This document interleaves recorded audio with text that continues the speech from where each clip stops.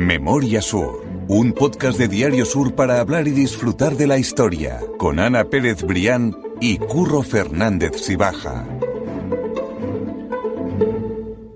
Hola Ana, ¿qué tal? Hola Curro, buenos días. Me ha pillado a mí unos días de fonía. Y cuando me dijiste de grabar estaba yo... Cuando me has dicho hola, que ha entrado por la puerta, digo, sí, no ha sido... Sí, exactamente, digo, no sé cómo voy a estar, pero yo creo que para como estaba yo... Porque además, mira, yo me acabo te lo estoy pegando. Sí. No, lo mío ha sido afonía. Pero es que no es normal el calor que sigue haciendo, ¿eh? Totalmente. Estamos grabando esto... ¿Qué ha hecho? Sí. Cuando estamos grabando esto está haciendo bastante calor. Es cierto que cuando estamos grabando esta mañana hace un calor horrible. Pues hace sí. 22 grados y ya no es normal, que estamos en noviembre. Totalmente.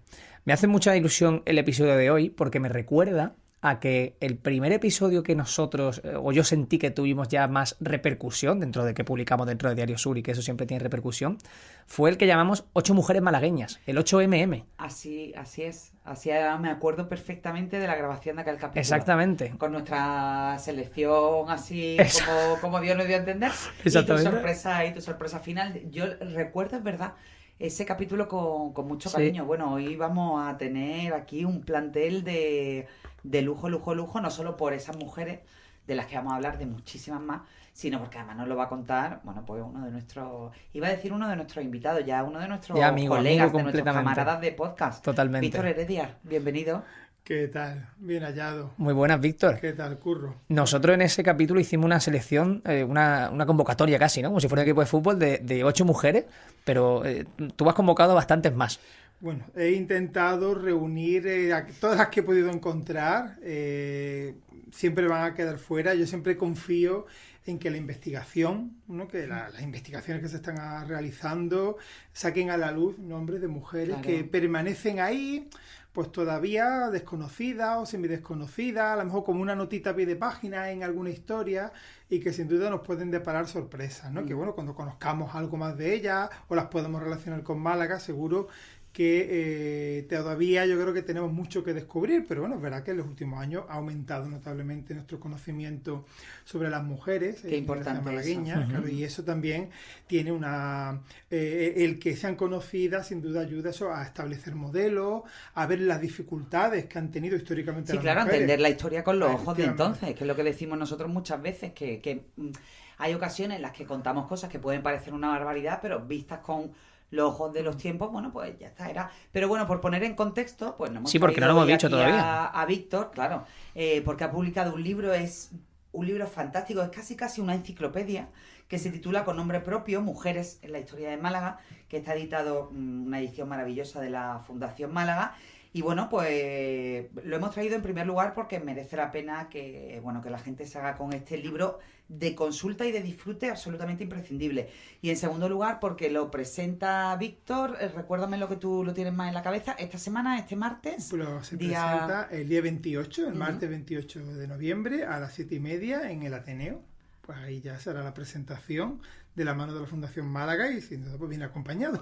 Pues sí, porque voy a tener el privilegio increíble de estar con él, de estar con él en la presentación y de ir sacando todas esas historias, que hoy vamos a sacar muchas de ellas por adelantado, porque bueno, tenemos aquí, para que la gente se haga la idea, estamos aquí los tres delante de nuestros micrófonos, un libro cada uno, y estamos, recorriendo el índice y es absolutamente prodigioso. O sea, desde la mujer en la sociedad antigua, o sea, la Málaga medieval, la Málaga musulmana, hasta mujeres que todavía siguen entre nosotros, ¿no? Por ejemplo, en el capítulo de grandes mujeres contemporáneas de Málaga, indudablemente, pues hay que hablar de Pepa Flores, ¿no? Por ejemplo, ¿no? Entonces, el abanico es que, imaginaros, enorme, desde las artes a la ciencia, a la empresa, a todo tipo de mujeres que siguen siendo pioneras hoy en día en muchos de los campos de los que vamos a hablar, ¿no? Totalmente.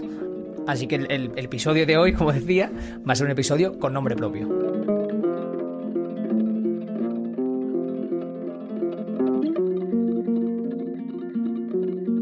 A mí me gusta especialmente hablar de libros siempre en el podcast, por supuesto, hacer referencia a quienes son nuestra fuente y lo que nos interesa, pero me gusta especialmente en estas fechas, porque yo creo que sacar un libro de historia de Málaga, de historia de mujeres de Málaga, o relacionadas con Málaga, vamos a hablar ahora de algunas de ellas, cerca de Navidad, un regalo o una idea de regalo de verdad para todo el mundo. O en mi casa, por ejemplo, yo tengo ese recuerdo también de siempre que se acercaba esa Nochebuena, Navidad, Día de Reyes, libros de Málaga. Y a mí eso me parecía algo ilusionante. Sí, de verdad, y me gusta mucho, o sea, que me parece un buen regalo también. Bueno, es una oportunidad finalmente, pues todo el proceso de producción del libro pues, ha desembocado en que haya sido posible su edición en esta fecha, que bueno, son propicias, ¿no? Si a alguien le interesa, pues bueno, puede ser una buena oportunidad, ¿no? Que no esté bien que yo lo diga, ¿no?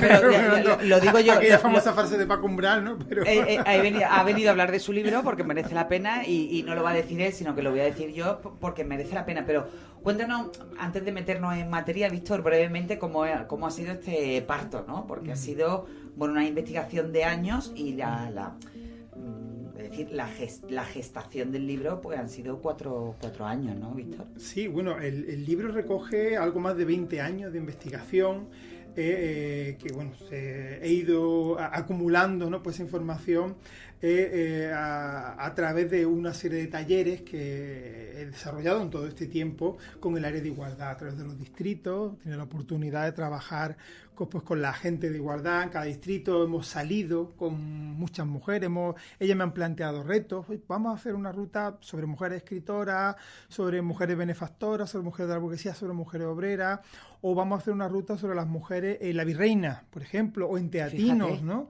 Y todos esos retos y la recopilación de información de bibliografía, pero también a veces de alguna documentación son noticias de primera mano, producto de una investigación en archivo, pues me permitió reunir una serie de materiales que bueno, ya en su momento pues apareció un libro en el año 2007, ya queda lejano, llamado La mirada recuperada, que se recoge una serie de rutas, una manera de acercarse al urbanismo de Málaga, a la memoria de las mujeres a través de una serie de rutas, y bueno, pues la acumulación de información, la continuidad de estos talleres pues ha llevado a replantearme pues la escritura de un libro ya con un sentido más cronológico, que recogiera un poco, sin ánimo de ser una enciclopedia ni recogerlo todo, no, evidentemente se van a quedar cosas fuera, pero sí condensar en buena medida esos años de investigación y todo, bueno, lo mucho que se está escribiendo, afortunadamente, sobre las mujeres en Málaga, pero que yo creo que no había ninguna publicación donde quedara reunida. Todo condensado, efectivamente, y que pudiera ir de adelante hacia atrás. Yo es que te quiero preguntar por todos los capítulos, Víctor, porque tengo aquí las mujeres en la Málaga antigua y medieval, las malagueñas en los siglos modernos, trabajadoras y marginadas. Un capítulo que me parece fascinante, el de lejos de las miradas indiscretas en los conventos femeninos, las mujeres modernas, aristócratas, de las que hemos hablado muchísimo, ¿no? Pero después también las burguesas, las benefactoras, las diferentes formas femeninas de religiosidad, las mujeres y la educación contemporánea, y también repasando el libro he visto un capítulo que me ha gustado mucho, que era la mujer como viuda, es decir, ese papel, ya hemos hablado alguna vez en el podcast de ese papel, ¿no? De que quizás la mujer tenía su segunda oportunidad cuando enviudaba y cuando heredaba el negocio del marido, ¿no? Porque, bueno, y aquí eso, pues mujeres con arte, actrices, bailarinas, flamencas, hemos hablado de ellas en el podcast, el feminismo incluso, las mujeres que abrieron camino, las mujeres incluso en los toros, en los deportes, en los pueblos. Porque hay que Málaga al final en la provincia también tiene mujeres que son de referencia, y después indudablemente pues mujeres de otras tierras, no, que vinieron aquí, de que dejaron una huella profundísima en Málaga, porque siempre nos gusta presumir, y es que además es así, nuestra historia se construye pues a partir de gente que vino de fuera y que al final nos convirtió en una ciudad súper rica, diversa, cosmopolita y muy, muy variada, ¿no? Así, efectivamente. Quería incluir ese capítulo, ¿no? De las mujeres, algunas que se quedaron de una manera permanente, otras que vinieron de paso, que nos dejaron sus impresiones como viajeras, o que aunque fueran de paso, pero dejaron una huella, como Beatriz de Battenberg, ¿no? Pues la princesa madre de la reina Victoria Eugenia, que bueno, pues nos legó el golf. De alguna manera fue un agente activo para que se creara el primer campo de golf, ¿no? El Real Club de Golf Guadalhorce, ¿no? Ahí está, ¿no? Tenemos que, por tanto, ella es una mujer que también tiene un protagonismo, aunque bueno, pasara apenas unos meses de vacaciones en el Hotel Príncipe de Asturias, pero fue una presencia activa en que dejó una huella, ¿no? Pues en la ciudad, por poner un ejemplo, ¿no? De las muchas que bueno, pues van nombrándose, siempre intentando eso, que aparezcan con nombre propio.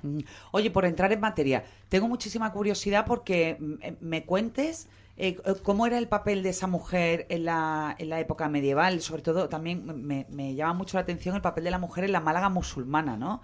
Ahora que también existe ese debate sobre el papel contemporáneo de la mujer en las sociedades que son de religión musulmana en Málaga.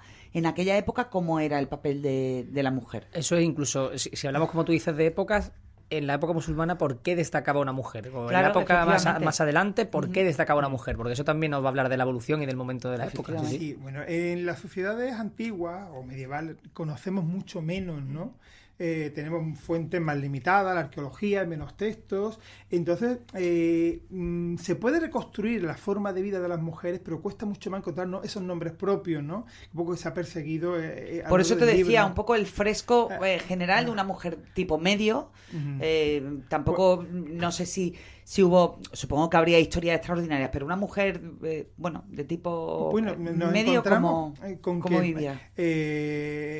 Al igual que las ciudades cristianas, se puede decir, la ciudad malagueña medieval, o sea, musulmana, islámica, sobre todo en la época nazarí, ¿no? La más reciente a la conquista castellana, pues encontramos una mujer con un papel secundario en la vida social, en la vida política, una mujer donde es el hogar, donde permanece, pues eso, prácticamente resguardada, casi oculta, con un urbanismo, esto condicionaba el urbanismo de la ciudad, con callejuelas estrechas, casas con patios que apenas tenían ventanas al exterior, porque incluso que solamente las visitas de confianza tenían acceso a las mujeres de la casa, ¿no?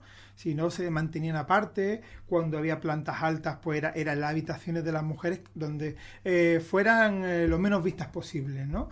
De hecho, tenemos una pervivencia en nuestra arquitectura que ha durado pues hasta prácticamente el siglo XX, que son los cierros. Los cierros del edificio no son un elemento estético, aunque evidentemente también lo son, pero sobre todo son un elemento funcional en las casas de la burguesía, para que las mujeres de la casa, se llamaba aquella frase, ¿no? En la casa con la pierna quebrada, o aquella otra, ¿no? El buen paño en el arca se vende, ¿no? Si la mujer, o las mujeres, sobre todo de la burguesía, las de las clases populares tienen que salir, tienen que buscarse la vida, pero las de la mujer de la burguesía siempre reservadas, retiradas, guardando la forma, claro, guardando con una norma social más estricta. Bueno, pues eso en la ciudad islámica lo podemos encontrar, pero también había mujeres que rompían, porque juegan un papel importante en la reproducción social, y me ha sorprendido especialmente por rescatar, a partir de un trabajo de investigación publicado sobre ella, ¿no? Una figura de una mujer vinculada a la Alcazaba, una princesa nazarí, que vivió durante muchos años, que es la princesa Fátima bin Alamar, de la dinastía nazarí, que ella fue madre, hija, abuela, hermana de reyes nazaríes. Ella no lo fue, su marido no lo fue, pero durante décadas vivió en la Alcazaba porque su marido era gobernador. Entonces, aunque luego ya pues murió en Granada y está enterrada fue enterrada, mejor dicho, en el Panteón Real de la Alhambra, pero una mujer extraordinaria que nos muestra el papel que en esta sociedad islámica medieval, sobre todo pues en esas familias con alto poder, ¿no? Pues ella juega un papel fundamental, ¿no? A la hora de las alianzas familiares, también en una familia, en unas dinastías tan sujetas a violencias como eran, ¿no? la dinastía nazarí, ¿no? Entonces todo aquello me llamó la atención como un modelo rompedor, la dificultad de encontrar mujeres así extraordinarias, o que podemos identificar, me llamó la atención, y ahí, bueno, pues está citada, tiene una pequeña referencia. También hay alguna evidencia arqueológica en el Museo de Málaga, pues hay algunas macabrillas, que son unas estelas funerarias que tienen inscripciones que hacen referencia a mujeres. Por ejemplo, serían algunas muestras de esa pervivencia de donde podemos rescatar nombres, que ¿no? alguna despuntó, efectivamente. De que alguna despuntó, consiguió por lo menos que su nombre quedara grabado, ¿no? Pues en este caso que fuera una inscripción funeraria, ¿no? Un reconocimiento, en definitiva. Así es, ¿no? Que bueno, es verdad que vamos a ver históricamente ese papel de mujeres, de las mujeres siempre pues relegado a un segundo plano, al mundo de lo doméstico, al mundo del cuidado de la familia, relegada de todo lo que tuviera proyección social. Pero bueno, poco a poco, ya en cuanto nos vamos acercando a nuestra época, hay más ejemplos, también hay más fuentes, más textos, que eso nos permite pues cada vez localizar pues un mayor número de casos, bueno, en la medida de lo posible, que han procurado que quedaran recogidos en el libro. A mí me llama mucho la atención porque en los padrones, hasta no hace tanto, se recogía el nombre de la mujer, la dirección y en ocupación era las labores propias de su sexo. Ahí está, ese punto. Su sexo. Ya está. Y entonces tú de ahí era imposible que te saliera. En ese capítulo primero, en el de mujeres antiguas, porque además me gusta mucho este libro, es muy completo, porque hace también un repaso por la presencia, la huella urbana de esas mujeres, ¿no? O sea, decir, pues hemos hablado infinidad de veces de Trinidad Grun, Amalia Heredia, pero hay otras mujeres también que tienen calles en Málaga muy importantes. Y en ese sentido, a mí me gustaría preguntarte si una de las calles más antiguas, con nombres que se refieren a mujeres que tuvieron su huella en Málaga, es precisamente una que está cerca del Museo Picasso, el pasaje de la Marquesa de Moya, ¿no? De Beatriz de Bobadilla, que aquí ya hemos contado esa historia en el podcast, que era la mujer de confianza máxima de Isabel la Católica, y que además la salvó precisamente en Málaga de morir en un atentado, ¿no? Así, efectivamente, de ahí vino pues que tuviera una calle dedicada a la ciudad, como Marquesa de Moya, ¿no? Se decía, ¿no? Aquello de detrás, ¿no?, de la reina de Castilla, pues, la Bobadilla, ¿no? Totalmente, claro, Beatriz de Bobadilla. Pues efectivamente un personaje muy importante. Además, ella le fueron adjudicadas a un grupo de esclavas de mujeres musulmanas de Málaga, bueno, pues, al reducirse todas a la esclavitud.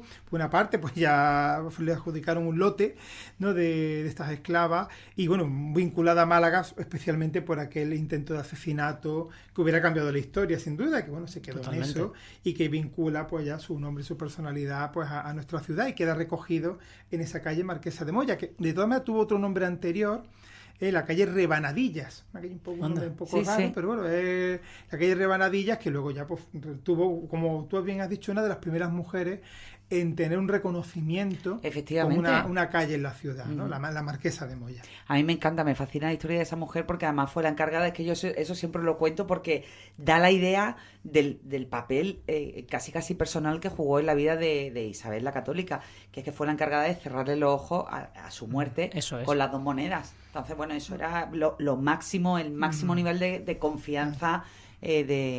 Oye, y el tema este que a mí me parece fascinante, el de los conventos, Víctor, que bueno, hay tantas y tantas historias que se han contado de la Málaga conventual, pero realmente de los conventos de mujeres, de los conventos femeninos, que además también hacían una labor social muy importante con muchas mujeres, ¿no?, a las que rescataban. Así es, no tenemos que olvidar que es verdad que había algunos conventos cuya composición era más aristocrática, vamos a decirlo así, pero otros recogían a mujeres que, bueno, no tenían muchos medios, como quiero recordar que la Encarnación, por ejemplo, la calle Beata, pero un convento que no exigía dote, con lo cual habría una posibilidad a las mujeres, algunas mujeres, de llevar una vida religiosa, lo que también significaba que a veces ese aspecto, ¿no?, hay alguna autora que lo ha destacado, que las mujeres que entraban en religión de alguna manera quedaban liberadas de la tutela del marido o de la tutela del padre, con lo cual mujeres que quisieran estudiar o que quisieran dedicarse a la lectura, pues te encontraban en la vida religiosa un refugio, aunque bueno, siempre estuviera la figura del sacerdote. Sí, claro, siempre la tutela. Siempre una tutela masculina de algún modo,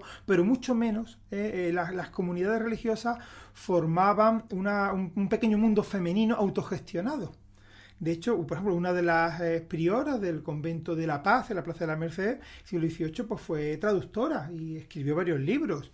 Y hay una institución que no fue convento, pero es muy simpática, a mí me lo parece, que son las Inválidas.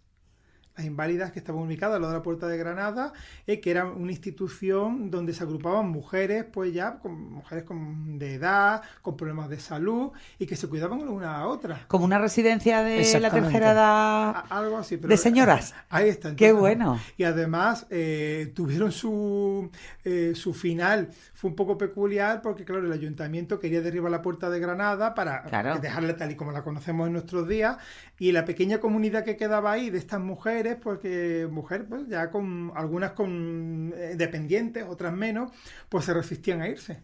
Entonces, para derribar la puerta, como había que derribar también su casa. Literalmente. Y entonces, pues, el ayuntamiento no conseguía echarla, y finalmente, después de muchas gestiones, le cedió el Hospital de la Tiña, en San Lázaro, y ya consiguió liberar el terreno para poder derribar la Toda esa puerta, obra. bueno, y dejarlo tal como y dar pie a que tenga el aspecto que ahora A toda tiene, esa ¿no? apertura, efectivamente. Pero bueno, eso lo cuenta Francisco Bejarano con mucha gracia, ¿no? Y dice, pues ahí tienen esas mujeres, esas ancianitas que Ahí la asistieron ahí al guerrillera, ayuntamiento, sí. la inválida guerrillera. Ahí está, que Qué bueno. tenían mucho afecto a su casa y que no la querían abandonar y que, bueno, le dieron quebradero de Hombre, cabeza claro, al ayuntamiento decimonónico que tuvo que enfrentarse a ellas. Era lo único que le quedaba realmente, claro, que esa situación al final era a lo único que podía aferrarse. Era pues las pocas rentas que tenían, eso les permitía pues mantenerse, sobrevivir y eso. Y el sistema era que se cuidaban las más hábiles, las menos impedidas. Cuidaban de aquellas que lo estaban mal. Claro. Y así era una institución muy peculiar de la Málaga de la Edad Moderna. A mí me resulta muy interesante lo que ha comentado Víctor de la promoción a través de entrar en una orden de religiosa, porque también muchas veces ocurría e insisto, hasta no hace tanto, con los hombres. O sea, al final la manera que tú tenías de que tu hijo estudiara y de que pudiera llegar a algo era entrar en el seminario. Uh-huh. Y bueno, la historia de Málaga está llena de esas, pero que me resulta muy curioso que también ocurriera en el caso de las mujeres, porque se desvinculaban un poco de esa tutela. Por entrar un poco en la parte central, o sea, en la parte central de cuando pensamos en grandes mujeres de Málaga, a mí particularmente por deformación, ya todo el mundo conoce que soy una friki del 19, yo me voy directamente ya a la Málaga burguesa, Víctor. Uh-huh. Esas grandes mujeres que son absolutamente imprescindibles en la historia de Málaga, yo siempre digo Trinidad Grun y Amalia, porque es que son los dos grandes pilares que construyeron, yo creo que casi al mismo nivel que sus maridos, parejas, padres o lo que fuera, pero hubo muchísimas más, ¿no? O sea, independientemente de que ellas estuvieran relegadas a un segundo plano del hogar, al final las mujeres, independientemente de su formación, muchas veces eran la llave que abría las puertas sociales a maridos. O sea, ahora estoy pensando, por ejemplo, en Manuel Agustín Heredia, que cuando llegó hizo fortuna rápidamente, pero realmente, o sea, las puertas de Málaga para eso... tú tenías que abrirte la puerta social para que tuvieras todas las bendiciones desde todos los ángulos, ¿no? Desde el empresarial, el económico, el político, pero el social era absolutamente imprescindible, y eso muchas veces lo daban las mujeres, ¿no? Efectivamente. Que estaban educadas para eso. Era la preparación de esa señorita cuyo destino era casarse con un hombre de su misma clase social, que bueno, debe llevar esa dote y que claro, conllevaba pues esas alianzas familiares en muchos casos, es donde las chicas, las mujeres, la moneda de un poco de cambio, claro, ¿no? Porque a veces eran alianzas empresariales. Efectivamente, lo que teníamos era negocio y bueno, alianzas más basadas en el patrimonio. Totalmente. Que en el matrimonio.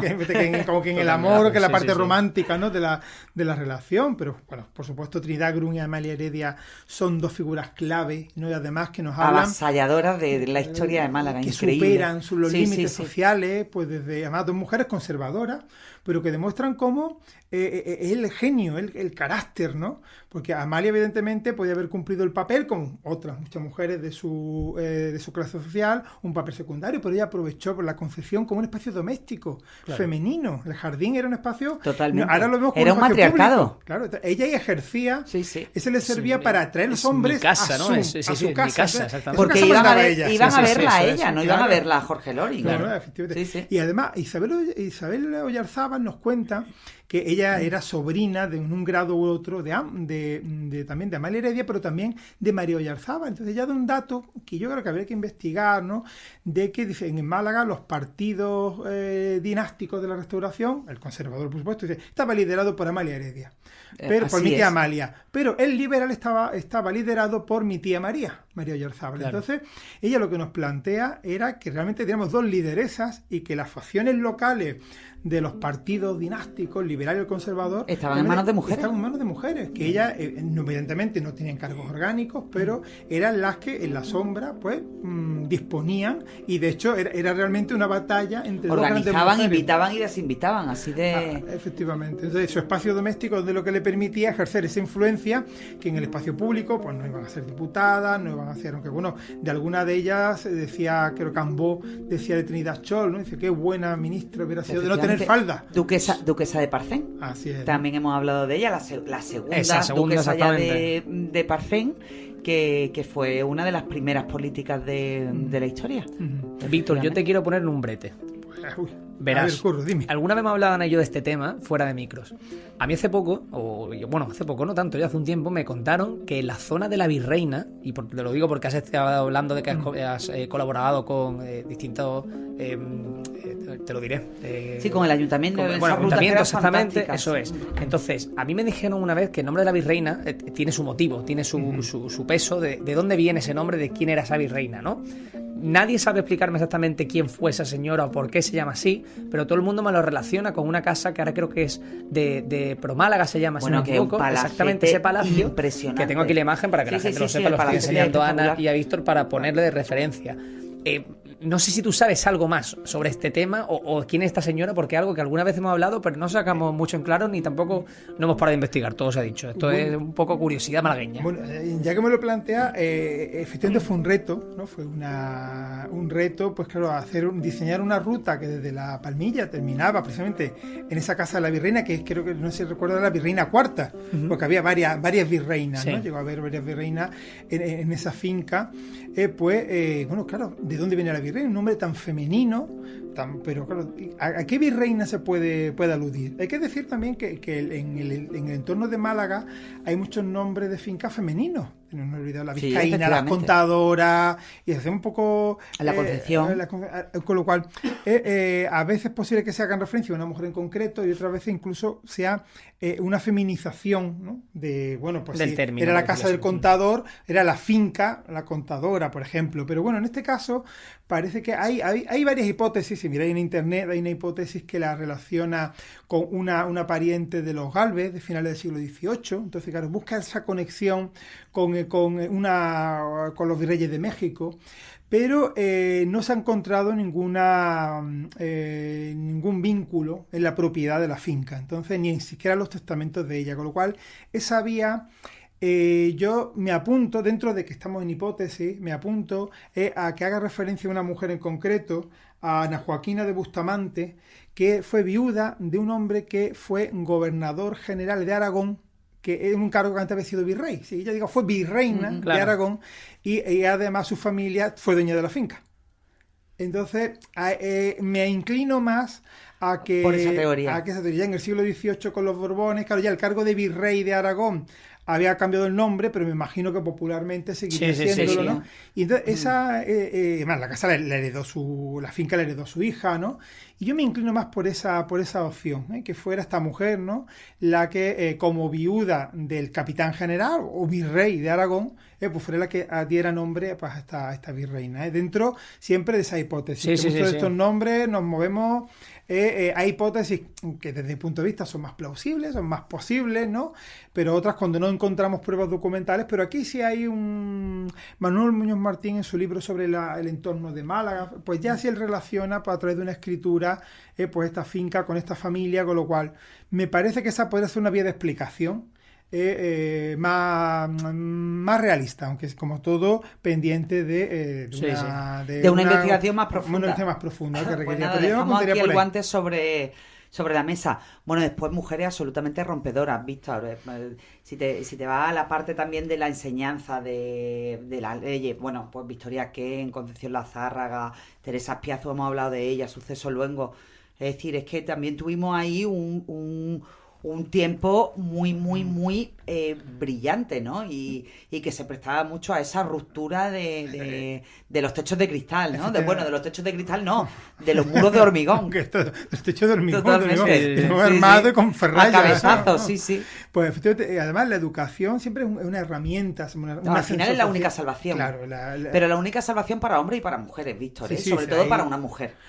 Lo que nos encontramos siempre es que el acceso a la educación, si ha sido difícil para los hombres, esto hay que decirlo, pero porque ya de hecho los que estudiaban incluso una primaria o un bachillerato era una minoría de los varones, pero claro, en el caso de las mujeres, si había dinero en casa, era dinero absoluta, para que estudiara el chico. Claro, así era la las cosa. Mujeres como mucho, incluso pues la educación de los colegios de señoritas, que ya se fundan en el siglo XIX, empezando por el propio de la Asunción, otros que había, pues ya están dirigidos a formar esos señoritas señoritas Para casaderas. la casa, efectivamente, costura, piano, ¿no? Hay Urbanidad. un estudio claro, que definan pues la categoría que se espera, ¿no? Acompañantes, en definitiva, acompañantes. Pero fíjate que hay una época que a mí me parece fascinante, que son los años 20 del siglo XX, la década de los años 20, porque es una época, por ejemplo, en el caso de las mujeres, las familias, ves como las familias de clase media cambian la estrategia y ya ven oportuno que sus hijas adolescentes estudien, que den continuidad, no solamente que hagan una primaria, que aprendan unos conocimientos rudimentarios o que tengan los conocimientos mínimos para ser una buena aspirante al matrimonio, sino que estudien pues ya un bachillerato elemental que se crea en aquella época, una escuela de comercio. Tenemos algunas mujeres como Antonia Ramos, uno de los descubrimientos del libro, que es una investigación propia que se incorporó como de Fanny Medina. ¿Quién era Fanny Medina? Fanny Medina, pues mira, fue la primera mujer médico de Málaga, posiblemente la primera que se colegió en Andalucía. Que desarrolla su actividad en 1900 a partir tenemos registrado en Calle Comedia su primera clínica, ¿no? Su primera consulta en 1921 a través de la prensa. Fíjate. Su expediente de colegiación se perdió, pero bueno, a través de algunos datos de diferentes fuentes, pues yo creo que se puede decir claramente que fue la primera mujer que ejerció la medicina en Andalucía, no la primera licenciada, hubo alguna anterior, pero no llegó a ejercer, pues ya sí se colegió y ejerce la medicina. Lo tenemos esta malagueña, que además, pues, afortunadamente, el Colegio de Médicos pues, ha cogido el guante de hace un par de años, entrega cada 8 de marzo el premio Fanny Medina a las mujeres a las mujeres que ejercen la medicina. Científicas, ¿no? Que han destacado, entonces, efectivamente. En la actualidad hay un premio Fanny Medina, entonces, bueno, pues yo creo que ahí el Colegio de Médicos ha dado un paso importante. Yo tuve la oportunidad de contactar con sus nietos, que me hablaron algo de ella, porque era una figura que se perdía en los años 30, desaparecía, pero bueno, eso llamando, al final fue un poco un anecdótico porque supuse que podía ser una hija suya, llegar a un nieto, llamé un teléfono. Pero ese trabajo es fascinante, ese trabajo casi de hormiguita, ¿eh? Pues mira, cuando me cogen el teléfono, mire, pero es usted tal, es que estoy buscando a descendientes de Fanny Medina. Sí, yo soy su nieto. Y eso te suena a gloria, claro. Pero me dijo, pero hablé con mi hermano que era su nieto favorito. Ah, qué bueno. Que el que sabe. Y vino a Málaga hace un par de años para asistir a la entrega del premio. Y fue un acto muy emotivo. Hay que decir que además sus descendientes pues están emparentados con los Fesser, de la familia de periodistas y humoristas. Los Fesser pues son parientes en algún grado pues de Fanny Medina, que se instaló en Madrid en los años 30. Eso lleva a que desapareciera. Vio también cómo su padre se suicidó. Fue una mujer tuvo una vida dura, muy difícil. Convulsa. Su marido pues más o menos tuvo ya que abandonarlo porque no le daba, no había manera. Norte, entonces en fin, una mujer con una vida muy intensa, muy interesante, y que bueno, hay que decir también, en honor a la verdad, que fue Concha Campos, una investigadora malagueña, la que se la encontró por primera vez en los medios, en los archivos, la que sacó su nombre, pero bueno, a mí me cupo la oportunidad de un poco profundizar algo en su biografía, y es una de esas aportaciones propias, ¿no? Claro, de la que te sientes muy orgulloso, pero es que al final la investigación, sobre todo la histórica, es un trabajo muy, muy, muy colectivo, es decir, uno saca un nombre, el otro empieza a tirar del hilo, totalmente. El otro empieza a coser y bueno, y al final tenemos paños fabulosos, ¿no? Sí, ¿no? Y tengo que decirlo que este libro evidentemente es deudor en un porcentaje altísimo de toda esa labor de investigación que se ha hecho sobre todo en los últimos años, los 30 años, que pretende ser eso, ofrecer ese resumen, esa compilación de información, y que de hecho, bueno, pues está la bibliografía, no es un libro de notas, porque pretende ser un libro fácil de leer, que no sea un libro estrictamente académico, pero está muy bien estructurado por capítulos, por nombres, está la verdad francamente bien. Oye, el feminismo como tal, porque tú le dedicas además un capítulo al feminismo, ¿de qué manera se entiende? ¿De qué manera comienza a ponerse ese nombre ya de feminismo? Bueno, el feminismo es un movimiento, sobre todo de origen anglosajón. Sí, pero ya encontramos en Málaga la primera mujer que introduce un pensamiento feminista y una práctica va a ser Suceso Luengo, que es una mujer que llega a Málaga procedente de Cuba como directora de la Escuela Normal de Maestras. Que no hay